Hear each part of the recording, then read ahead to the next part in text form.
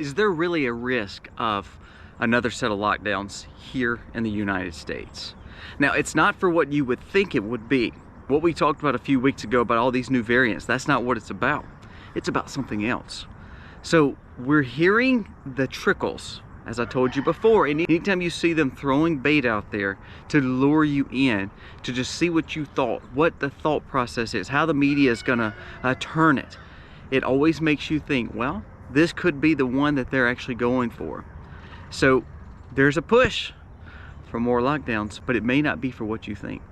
Let's jump into it today. This video is going to be good. Start right now. What we have, let's hold on tight. Found what we're looking for in life. Call us crazy. Hey guys, welcome to the Max. Thank you so much for being here today. As you know, October 4th, so we have got some FEMA testing going on today. What's a little strange is the FEMA testing, and also Russia is doing some testing on their nuclear stuff. I think that's a lot of strange things going on in the world, and I believe we're just pawns in this situation. But that's not what the video is about today, by the way. I just want to remind you just to be safe out there. Try to be prepared and try to do what you can and get ready for all the craziness that we always deal with, because all these world powers are vying to control you. That's what we tend to miss. Everybody wants to control us. We're just pawns in a bigger play. So no matter if it's the United States government, or no matter if it's the big powers that be, I don't think anyone is actually looking out for the interest of the American people and the freedoms that we have, really the people of the world. I think if we just all wanted to live free, we should be able to live free in our own countries. I digress. Let's jump into today's topic though. Lockdowns. Are we going to see more lockdowns? And what do I mean by the U.S. is pushing for lockdowns? Let's jump into it. So this is an act that was actually introduced back in 2021. It's called the Climate Emergency Act by several Democrats that were pushing the president to have this at his beck and call. It says the bill would require the president to declare a national climate emergency under the National Emergencies Act. Now, the good thing is he does not have the votes to get this passed through the House. However, the truth is that Biden doesn't need this bill to actually get it passed. If he has enough pressure, especially from his own party, saying this is something we need to act upon, then he's got the power of the executive orders, which is something that has been really involved in our presidency the last few presidents, and I think it's a very bad policy. It almost becomes dictatorship, but I digress. It says he could use an executive order declaring climate emergency, and that would grant him powers needed to force lockdowns and rationing of energy and food. He has that power, okay? Who can stop him?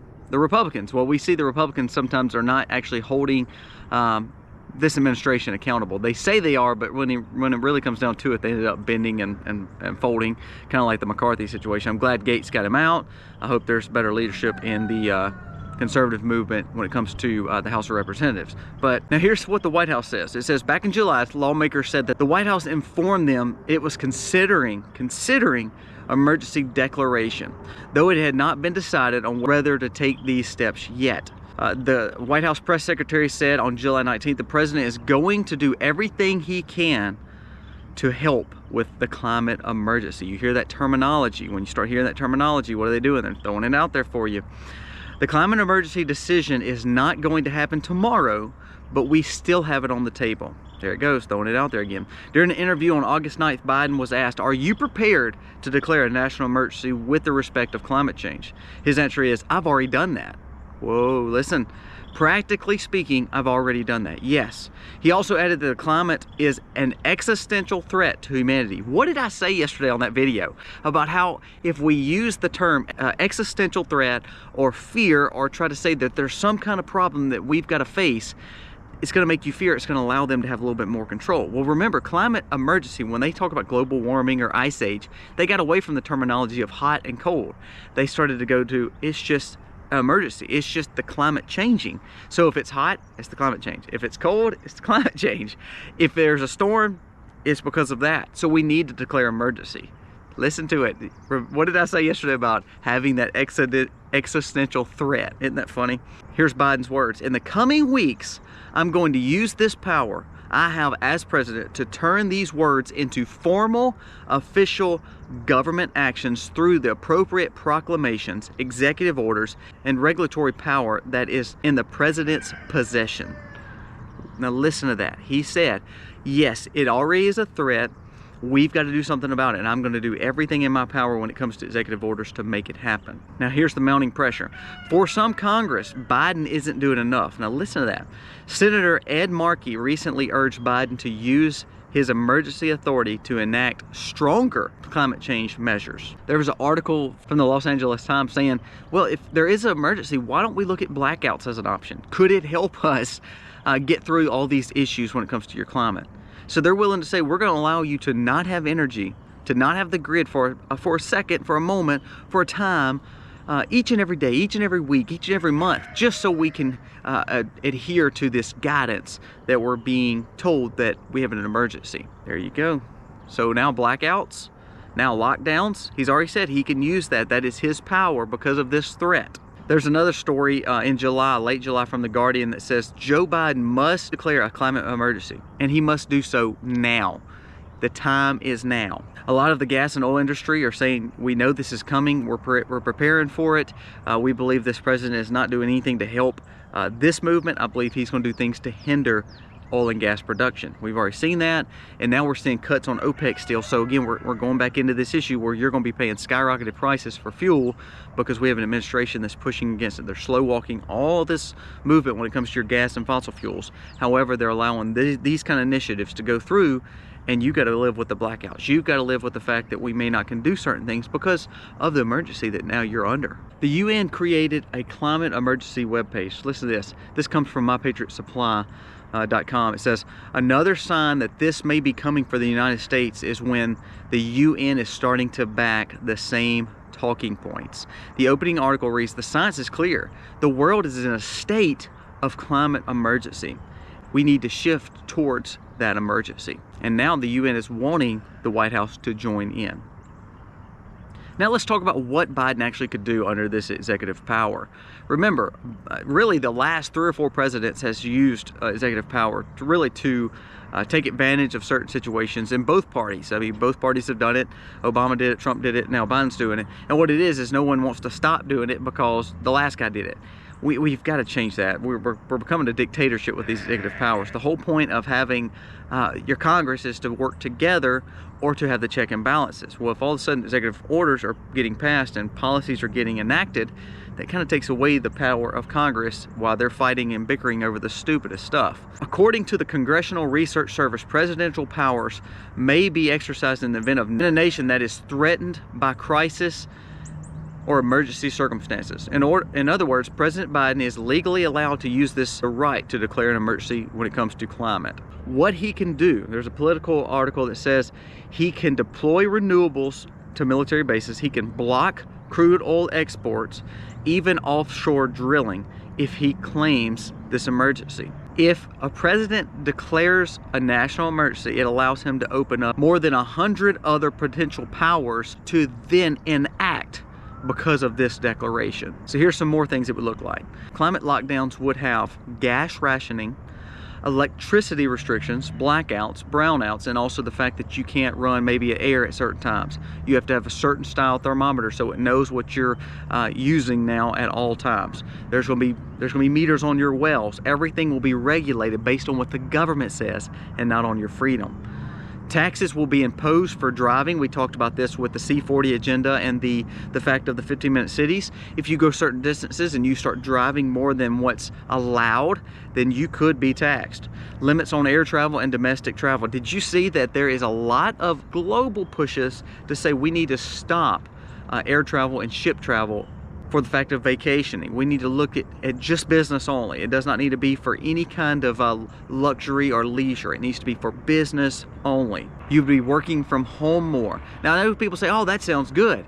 No, it doesn't, because what they're doing is trying to get you at a stay-at-home situation where you can't go and do. You don't need to go anywhere. You need to stay right there. California-style rolling blackouts, you would see more. Bans on buying new gasoline-operated vehicles. You know, we talked about that with California. They're starting to ban certain vehicles that are not going to be sold in a certain amount of years. Same way across in other parts of Europe. They're saying we're going to ban certain cars over the next few years to fight this climate issue. So when it comes to this kind of thing, you can't change that. If executive orders can make this happen, if it can make lockdowns happen because they declare the emergency, if they can make all this stuff go in place because of the quote-unquote existential or substantial threat to humanity, they can do what they want. Isn't that sad that we live in this place? Because back in the early years, we start passing all these laws for our safety. Well, when it comes to our safety, what did we talk about yesterday? The more that we fear, the more we want safety, and the more we're willing enough to give our freedoms to have control. Overregulation, overreach is coming more and more, all because we're allowing these things to happen. The sad thing is you have one side of the aisle, the left, who is wanting more of this. They fear all this about the emergency that's going to happen, and they're willing to give up their freedoms in order to have safety and security from the government. Again, what has the government ever done to help you have safety and security in your own personal home? Yes, their goal should be closing down the borders and making sure we're safe. Yes, they should make sure that we're safe defensively from other countries invading. They should take care of its people when it comes to all the money we pay in taxes. They should take care of our roads. But when it comes to taking away freedoms to provide something, that's when it becomes a red flag for a lot of people. Please, we're in a volatile time in America. Start buying food. That article, you can go research every bit of that. That was straight off My Patriot Supply. I love My Patriot Supply and other freeze-dried food companies because they are providing you food that doesn't need anything other than water. And then you can buy water filters from them too and stockpile water. You have to get food and water and put it up. No matter what you're dealing with. Yes, you need self-defense. Yes, you need precious metals and bartering capabilities. We talk about that. We have tons of videos on stockpiling and must-have items for prepping. But when it comes down to it, the only thing that you're allowed to have that sustainable aspect of independency with is you have to take care of your food and water. Look at options for freeze-dried foods. Look at options for shelf-life stable foods such as My Patriot Supply, Legacy, Nutrient. I don't care who you buy from. Buy from whoever you want to buy from. But start putting some food up. Yes, we grow tons of gardens. We actually are sustainable, meat sustainable on farm, and about 95% of vegetables sustainable on farm. Did you see the sweet potato harvest we just had?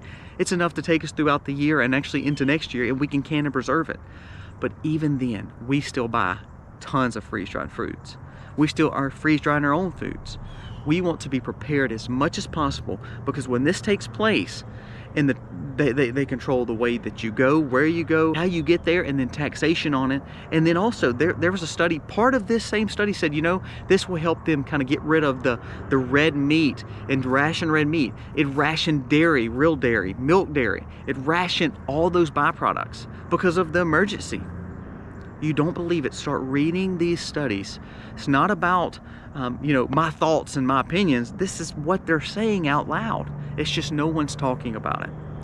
Prepare, get you some food, get you some freeze-dried food, get some water, get it put up and stockpile it. Get out of debt so that way you are not having to give up your freedoms just because you have to work, just because you have to provide for your family. Start putting it up, prep like you're supposed to, and you won't have to. There's never a time that we are completely safe and off-grid. We live in a world of too much technology. But if you do as much as you can, you rely on God and spiritually, and you start saying, I'm gonna prepare physically, mentally, and emotionally, then we can start having some more freedom and start keeping our freedoms more than what some people would have. If you can't provide for yourself, you're gonna be relying on someone to provide it for you. Be careful, guys. Stay vigilant. Read these articles, because if this happens, he's already said it's already, so we've already declared a little bit, but we have not fully declared yet, but it's in my power to. If you start seeing that terminology, you're getting into election year, people. You're at a chance of war, people. You have the UN pushing it. There's a lot of things that's maneuvering right towards this declaration. This declaration will bring way less freedom and more control for you. Guys, let me know what you think. Again, be safe out there. Thank you so much again for watching our channel. If you're new to our channel, you like our content, give us a thumbs up. It does help us stay on their algorithm. If you like it, we post every day. Subscribe to the channel so you know what's coming up next. Thank you again for watching. God bless. Happy homesteading. You and I can weather any storm.